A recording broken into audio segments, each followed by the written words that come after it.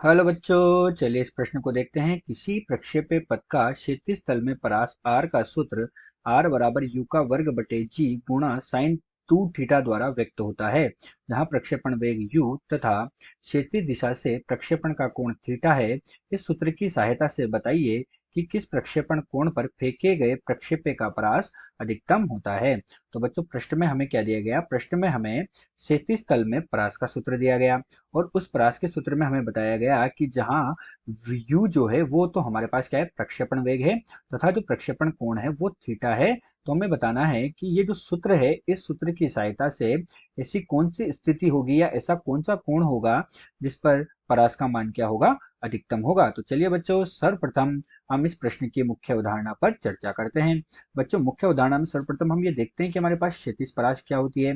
और बच्चों, इसके लिए हम क्या करते हैं? एक पिंड को u वेग से हम क्या कर रहे हैं? ये हमने ले ली x दिशा जो क्षैतिज है और हमने ले ली y दिशा जो ऊर्ध्व है।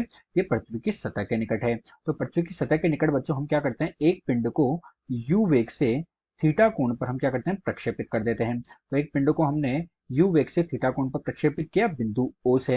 अब यह जब पृथ्वी के सतह के निकट है तो ये क्या करेगा बच्चों? इसके कारण क्या करेगा? पृथ्वी के गुरुत्व के कारण वक्रीय पथ में गति करेगा कुछ इस तरह से। अर्थात ये क्या करेगा बच्चों? प्रक्षेप्य गति करेगा, अधिकतम ऊंचाई तक जाएगा और बिंदु ओ डैश पर क्या करेगा बच्चों? बिंदु ओ डैश पर जब ये आएगा तो बिंदु ओ डैश पर ये पृथ्वी से टकरा जाएगा। तो ये प्रक्षेप्य का पथ हो गया। तो ये हमारे पास क्या है बच्चों? प्रक्षेप पथ हो गया। यह है प्रक्षेप पथ। तो बच्चों, हम क्या कहते हैं कि किसी पिंड को फेंकने से पिंड के गिरने तक की दूरी को हमने क्या कहा? पिंड को किसी पिंड को हमने कोई पिंड लिया, उस पिंड को हमने फेंका।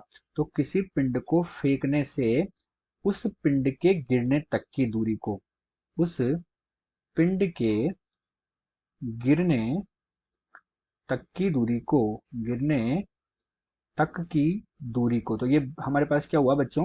ओ से हमने पिंड को फेंका और ओ डैश पर वो गिरा।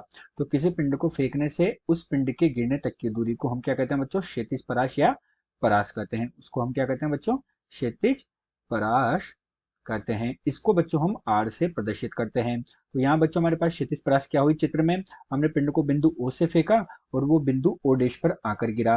तो गिरने तक की ये जो दूरी है, इस दूरी को बच्चों हम क्षैतिज परास कहेंगे। अर्थात ओ से ओ डैश तक की जो हमारे पास होगी ये क्षैतिज परास होगी। यही इस प्रश्न की मुख्य अवधारणा है। तो चलिए बच्चों, अब हम प्रश्न को हल करते हैं। तो बच्चों, प्रश्न में सबसे पहले हमें क्या दिया गया है? हमें दिया गया है सूत्र आर का।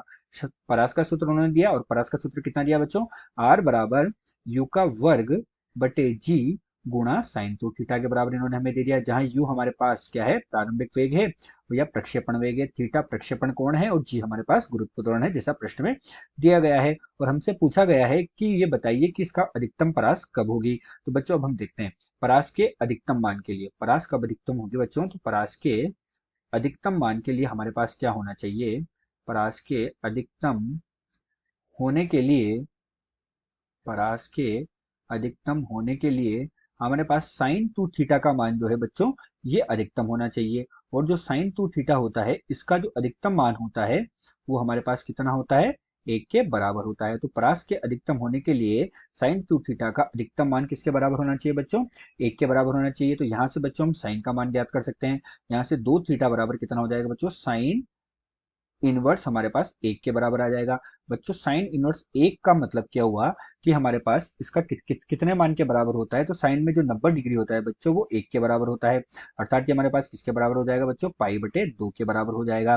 तो थीटा का मान हमारे पास कितना है? यहाँ से पाई/4 के बराबर आया। पाई/4 का मतलब क्या हुआ?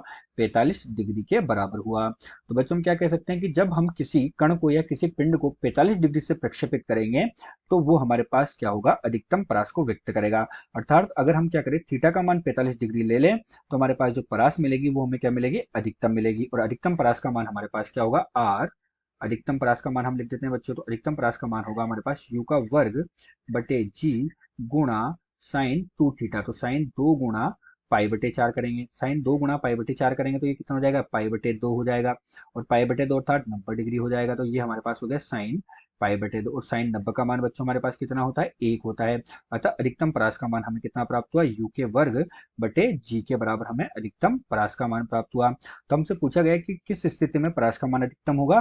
तो जब हम क्या करें, किसी कण या पिंड को थीटा बराबर पाई/4 से प्रक्षेपित करें तो परास का मान हमारे पास क्या होगा, अधिकतम होगा। आशा करते हैं दिया हुआ प्रश्न आपको समझ आया होगा। धन्यवाद।